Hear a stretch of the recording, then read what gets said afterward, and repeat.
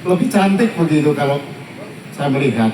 Tapi barangkali kacamata saya, kacamata yang kurang begitu jeli, jadi mohon penjelasan Pak Rudi. Terima kasih. Salam dari Kamandaka Bonsai Banyumas, PPW Banyumas.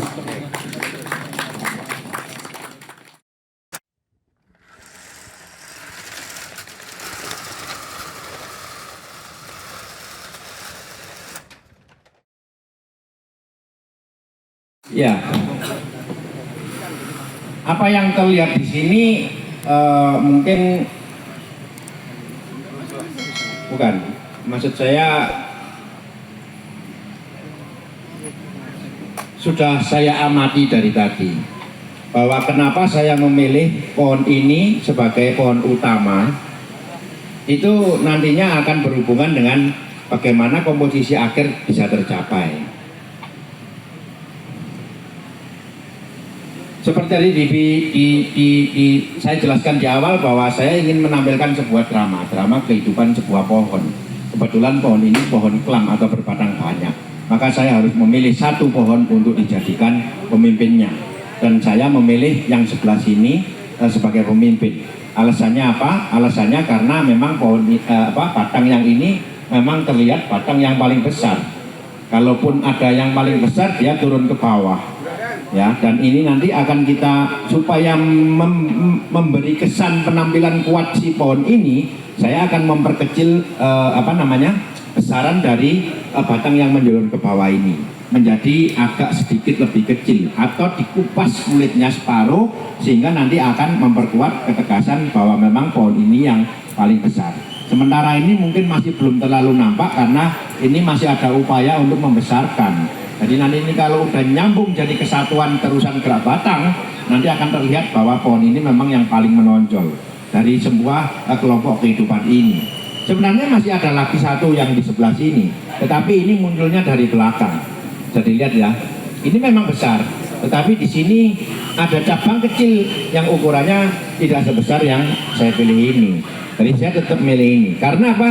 Apabila saya memilih pemimpin yang di sebelah sini, komposisi saya akan kurang enak. Karena apa?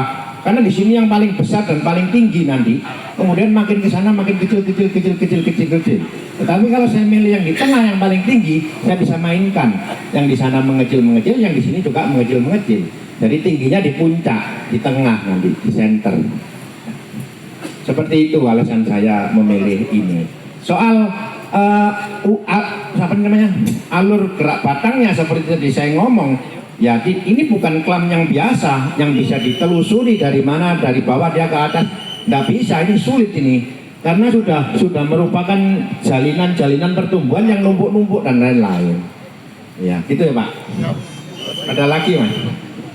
Ya seperti yang dijelaskan Master Rudi tadi, sebenarnya di sisi lain membentuk bonsai ada perhitungan waktu. Kalau jenengan menginginkan dari sini, jenengan akan membesarkan tunas ini jadi lebih besar banget. Kesana mengecil, ini paling enggak lebih gede lagi. Yang ini paling enggak kan di bawahnya ini sedikit untuk bisa jadi disebut sebuah pohon. Nah perhitungannya ketika ini besar, ini juga menuntut lebih kecil dari ini, waktunya lebih panjang. Tapi kalau senternya diambil dari sini, membagi kanan nggak terlalu banyak, kirinya juga tidak terlalu banyak. Dalam waktu tertentu yang sudah diprediksi, itu bisa kita capai bonsai yang bisa bercerita.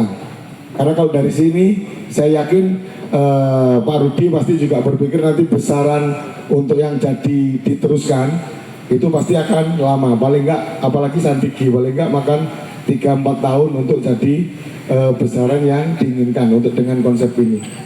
Kalau dibagi dari sini ke kanan ke kirinya enggak terlalu besar, mungkin ini sekelingking sudah bisa dipotong karena senternya tetap di sini. Jadi bagi kanan kiri perbagian menjadi berhitung tentang hasil panennya pohon itu juga penting dari komoditas yang kita kerjakan. Karena bagaimanapun waktu itu sangat penting, karena kalau jenengan bikin bonsai terlalu lama, bosen. Koncone wis iso tampil di dalam, jenengan masih singelos gitu. Engko kelasnya penggemar prospek terus nanti.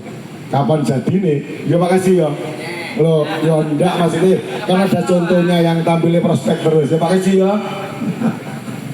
Jadi contoh nyatanya sudah ada.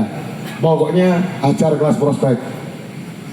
Ya, jadi inilah membuat bonsai. Artinya dengan bahan apapun kita harus menyelesaikan dia untuk menjadi sebuah miniatur pohon. Setuju kan? Kita akan membuat miniatur pohon. Tidak ada klasifikasi bahwa pohon yang bagus itu seperti ini, seperti itu, tidak ada. Pohon di alam itu bisa bagus kalau dalam kondisi dia udah tua. Kalau kita melihat kan seolah-olah inilah pohon yang sempurna. Ciptaan Tuhan selalu sempurna. Itu tandanya kita sedang memuji keindahan dari pohon itu.